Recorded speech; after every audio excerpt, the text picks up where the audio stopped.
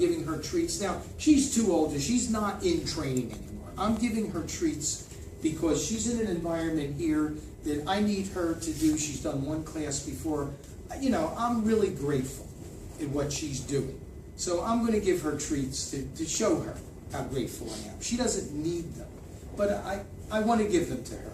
But we use treat training so they always feel good about themselves. So when they do go to work for somebody, and they do have to spend the whole day out, maybe sitting under a desk at a workplace, and then maybe going to a restaurant, you know, whatever, they feel good about it. So that's maybe what you would see. They, you know, the prancing, and they're not. There's no way, no how they would feel superior. It's impossible. Their little brains don't, and maybe that's good for them. They can't feel that. They're just a dog. Now, what I was starting to say is that's about a 6-month-old puppy. I can tell by the size and how the vest is hanging on it and everything. This is an example of training to turn on and off a light switch. Okay, and I'll explain to you how we do that. How do you get a 6-month-old dog? And by that dog, you know, maybe after a month of working on that dog will be able to do it. Turn it on and turn it off. When it hears the command light, that means turn it on, and when it hears the command switch, turn it off. Okay?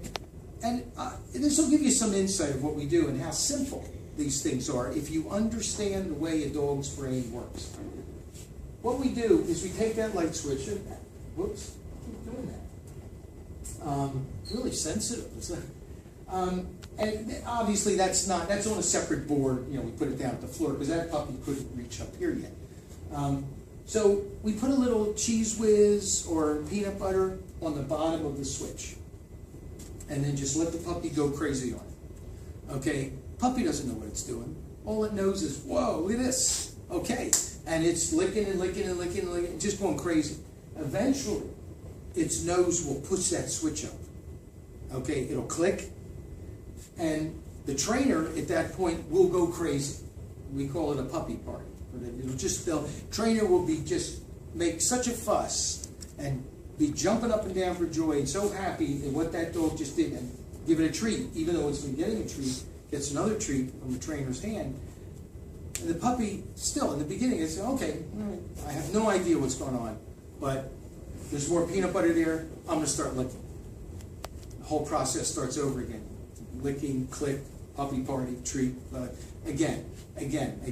Eventually, maybe after some days of doing this, and you'd only do it about 10 minutes at a shot. Any of your dogs, I don't care how young or old, 10 minutes at a time training. Any more, you're overloading a dog's brain. The dog cannot work at a focused individual task for more than 10 minutes in a training task. And so it could walk right, it could lay down, it could say those things it could do all day. But in a training task, 10 minutes at a time. You take a break, you come back. But eventually that dog will learn that when I go to this switch, I start licking the peanut butter and push this thing. For some reason, everybody goes crazy when I do that. So the dog learns to do that. Okay, then you start withdrawing the peanut butter. You put a little less peanut butter, a little less, till you eventually get to a point where there's no peanut butter. You tell the dog light. You're saying, every time the dog throws that switch up with its nose, you're saying light, good light, good light, good light. And the dog eventually learns, okay, something I did, you know, these humans like.